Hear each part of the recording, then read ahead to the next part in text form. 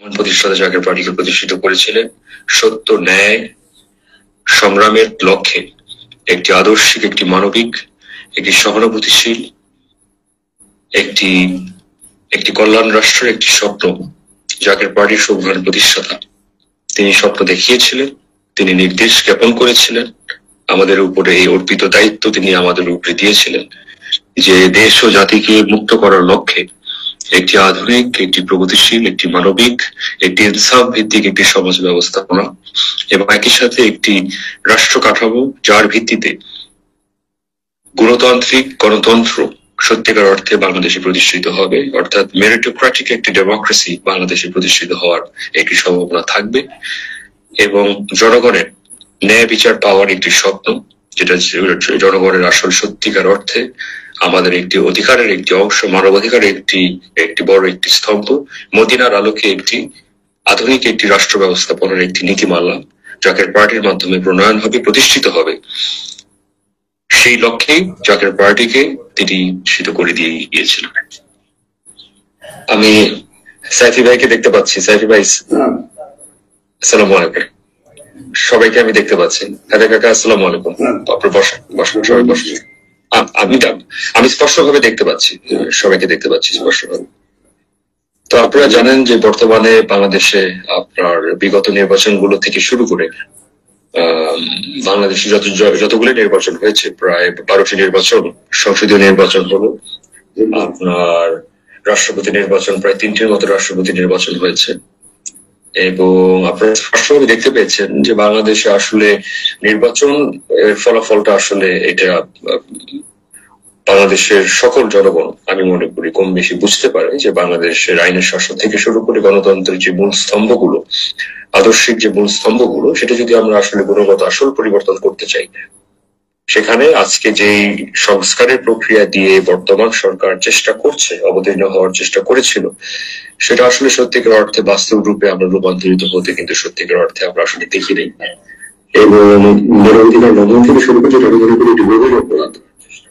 মানবাধিকার বিষয়ে অতীতে যেভাবে আমরা রেকর্ড আমরা দেখেছি বিগত 15 বছরে স্বাধীনতার পরবর্তীকালীন সময় থেকে নৈতিক অবক্ষয় যেভাবে বাংলাদেশে ঘটেছে, এখান থেকে যদি উত্তরণের একটাই পথ, সেটা হচ্ছে জাকের পার্টি। এবং জাকের পার্টি ছাড়া আমি মনে করি না বাংলাদেশে আসলে সত্যিকার অর্থে এমন একটি দল জাকের পার্টি যেখানে প্রতিহিংসা পরায়ণের রাজনীতি নেই, যেখানে দুর্নীতি, গুম, খুন, হত্যা, মামলা, হয়রানির কোন রাজনীতি, কোন সংস্কৃতি নেই। এমন একটি রাজনৈতিক দল জাকের পার্টি যারা সত্যিকার অর্থে দেশের মানুষের কল্যাণ করতে পারে। অতীতে কোন ধরনের দুর্নীতি, কোন পেশি শক্তির ব্যবহার, কোন কারো টাকার কোন ধরনের ব্যবহার, কোন ধরনের টেন্ডার বাণিজ্য, ব্যাংকের টাকা আত্মসাৎ, শেয়ার বাজার কেলেঙ্কারি, জমি দখল, কোন ধরনের অনৈতিক কোন কর্মসূচির সাথে, কোন কর্মকাণ্ডের সাথে জাকের পার্টি যাতে করবে কোনো সময় লিপ্ত ছিল না, ভবিষ্যতে কোনোদিন থাকবে না। তো এই নীতির বিষয়ে আমাদের অটুট থেকে আমি মনে করি জাকের পার্টির অগ্রসর হওয়া উচিত। জাকের পার্টির সকল নেতা কর্মী দেশের প্রত্যন্ত অঞ্চলের মানুষের কাছ থেকে শুরু করে একদম শীর্ষস্থানীয় পর্যায়ে মানুষ যারা রয়েছে, একদম ঢাকা ভিত্তিক এবং বাইরে যে জাকের পার্টি দাওয়াত এবং সঠিক দাওয়াতটা আমাদের পৌঁছে দেওয়া আমাদের ইমানি দায়িত্ব, এটা আমাদের ইমানি কর্তব্য। আপনাদের প্রতি আমার আহ্বান থাকবে, আগামী দিনে আপনারা কম বেশি বুঝতে পারতেছেন আসলে বাংলাদেশে কোন দিকে দেশটা যেতে পারছে এবং কত ধরনের অস্থিতিশীল পরিবেশ হওয়ার একটি আশঙ্কা, যেটা আমরা অতীতেই আমি আপনাদের সামনে সরাসরি আমি ব্যক্ত করেছি। এবারে আসল আমাদের সংগ্রামটা হবে দেশ এবং দেশের মানুষের নৈতিক অধিকার গুলোকে সুরক্ষিত করারই আমাদের দায়িত্ব থাকবে আমাদের সকল জাকের পার্টি নেতা কর্মীদের প্রতি। জাকের পার্টি 24টি, এখন বর্তমানে 26টি সহযোগী সংগঠন জাকের পার্টির মূল দল। এই জাকের পার্টি মহিলা ফ্রন্ট, জাকের পার্টি ছাত্রী ফ্রন্ট, মা বোন, আমাদের যুবক, আমাদের প্রবীণ জাকের পার্টি নেতা কর্মীরা সকলে ঐক্যবদ্ধ ভাবে জাকের পার্টির সম্মান প্রতিষ্ঠাতা যে আদর্শের বীজ তিনি রোপণ করে দিয়ে গিয়েছিলেন, সে আদর্শের প্রতীক হচ্ছে এই গোলাপ ফুল। তো এই গোলাপ ফুলকে জীবনের রক্তকে পানি করে দিয়ে হলেও, জীবন বাজি রেখে হলেও সত্যের সংগ্রামের জন্য, সত্যের প্রতীকের জন্য আপনাদের আদর্শ, এই সত্যের আদর্শের জন্য আপনাদের সংগ্রামের জন্য প্রস্তুতি থাকবে। প্রস্তুত থাকতে হবে। আমি আপনাদেরকে আহ্বান জানাচ্ছি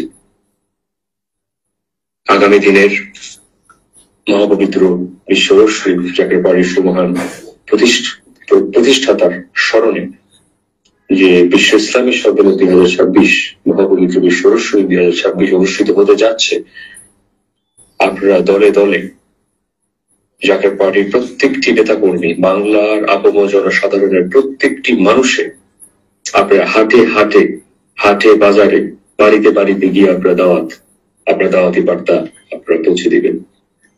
গত বছরে যে মহাসমুদ্র ছিল, এবার আমি মনে করি তার থেকে আরো 5 গুণ জমায়েতের ব্যবস্থাপনা আমাদের প্রস্তুত রাখতে হবে। কারণ বাংলাদেশে আজকে অধিকাংশ মানুষ আজকে দিশেহারা, অধিকাংশ মানুষ আজকে পথ হারা, অধিকাংশ মানুষের কোনো ভবিষ্যৎ নেই, অধিকাংশ মানুষের কোনো ধরনের পথের দিশাহারা নেই। এবং তার জন্য এই সঠিক পথ দেখানোর জন্যই এই জাকের পার্টিকে প্রতিষ্ঠিত করা হয়েছিল। মজলুম জনতার যে দল হচ্ছে জাকের পার্টি, বাংলার আপমর জনসাধারণের দল হচ্ছে জাকের পার্টি, ইনসাফের দল হচ্ছে জাকের পার্টি, আদর্শের দল হচ্ছে জাকের পার্টি।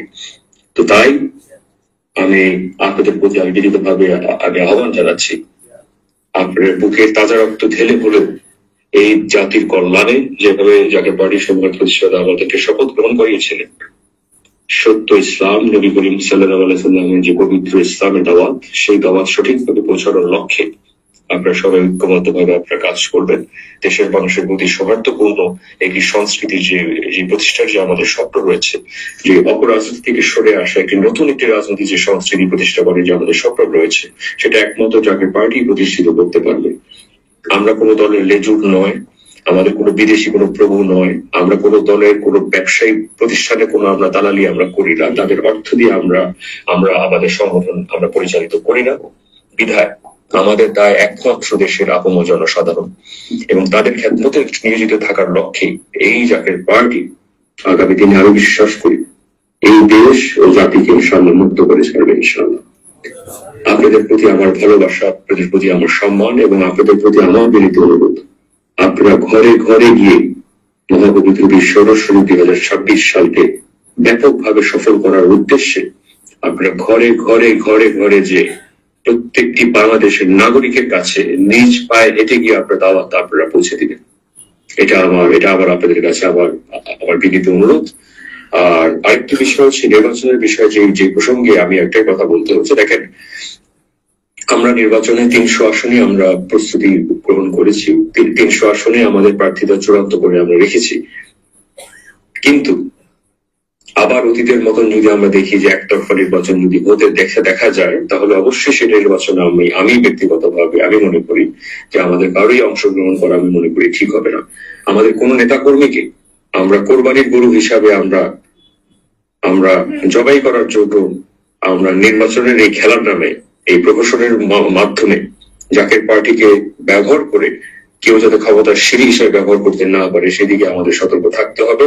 অতীতে যেভাবে নির্বাচন আমরা বর্জন করেছি, প্রায় 2014 সালে বর্জন করেছি, 2024 সালে বর্জন করেছি, ভবিষ্যতে এরকম যদি অনুকূল কোনো পরিবেশ যদি সৃষ্টি হয়, আমরা আগামী দিনেও যদি প্রহসনের মাধ্যমে কোনো নির্বাচন হয়, একতরফা যদি কোনো নির্বাচনের যদি আমরা দেখতে পাই ধাঁচ রয়েছে, সেই নির্বাচন থেকে আমরা সরে দাঁড়াবো। এটা আমার স্পষ্ট। কিন্তু আমরা আইনের প্রতি আমরা শ্রদ্ধাশীল, আমরা গণতন্ত্রের প্রতি আমরা অত্যন্ত শ্রদ্ধাশীল, আমরা একটি শান্তিকামী মানুষের শান্তিপ্রিয় দল।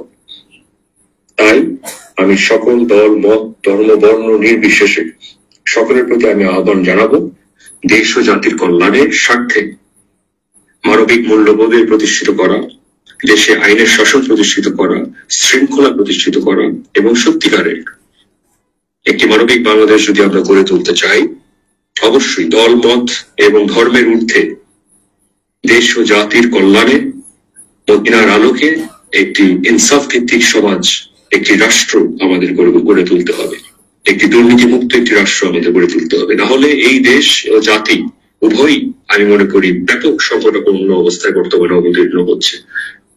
তো তাই আমি আমার বক্তব্য আর লম্বা করতে চাচ্ছি না। আমার বক্তব্যের শেষে আমাদের সাবেক প্রধানমন্ত্রী বেগম জিয়া, তিনি চরমভাবে অসুস্থ রয়েছে বর্তমানে। আমাদের সম্মানিত মহাসচিব তাকে দেখতে গিয়েছেন। এবং এতটুকু আমরা বলেছি, সবসময় আমরা বলেছি যে দল মত নির্বিশেষে রাজনীতির একটা সংস্কৃতি, সৌহার্দ্যপূর্ণ একটি সংস্কৃতি থাকা উচিত। এবং আমরা সকলে সাবেক প্রধানমন্ত্রীর জন্য, বেগম জিয়ার জন্য, তেনার সুস্থতার জন্য আমরা আল্লাহর দরবারে আমরা দোয়া করি এবং তিনি দ্রুততম সময়ে সুস্থ হয়ে রাজনীতির ময়দানে ফেরত আসুন এবং বাংলাদেশে একটি সৌহার্দ্যপূর্ণ, একটি শান্তিময় একটি রাজনীতি পরিবেশ যাতে থাকে, সেটা আমরা কামনা করি। আপনাদের সকলের প্রতি আমার সালাম এবং আমার অন্তরস্থল থেকে আপনাদের প্রতি আমার ভালোবাসা। জাকের পার্টি একটি আদর্শ কেন্দ্রিক পার্টি, জাকের পার্টি কোনো ক্ষমতা কেন্দ্রিক পার্টি নয়।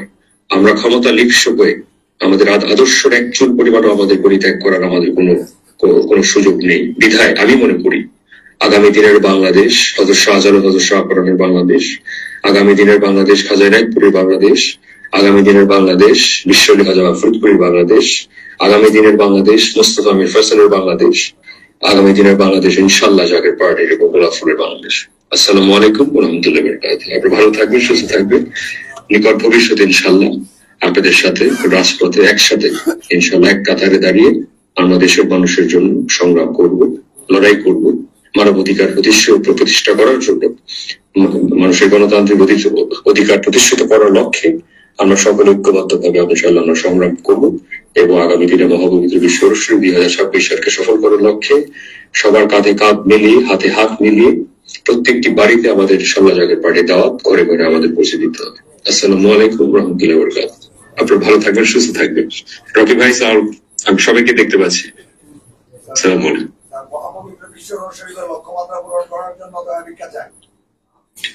অবশ্যই করতে হবে এবং ব্যাপকভাবে করতে হবে। এবার আপনারা তো বুঝতেই পারছেন এই পরিস্থিতি এই সত্যিকার অর্থে যেখানে আসলে তাসাউফপন্থী যারা রয়েছে তাদের সাথে যে বর্তমানে যে অবিচার আমরা দেখতে পাচ্ছি, এটা কোনোভাবেই আমরা গ্রহণ করতে পারি না, আমরা মেনে নিতে পারি না। এবং আমি ভাই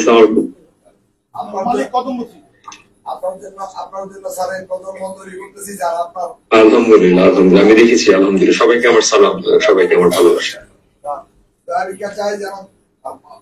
মালিক দয়া করেন ইনশাআল্লাহ ইনশাআল্লাহ ইনশাআল্লাহ ইনশাআল্লাহ ইনশাআল্লাহ। আপনার ভাইজান কিছুক্ষণ পরে বক্তব্য প্রদান করবেন। আপনারা সবাই আমি আশা করি অপেক্ষা করছেন, কিছুক্ষণের মধ্যে ভাইজান বক্তব্য দেবে। আসসালামু আলাইকুম, খোদা হাফেজ। খোদা হাফেজ।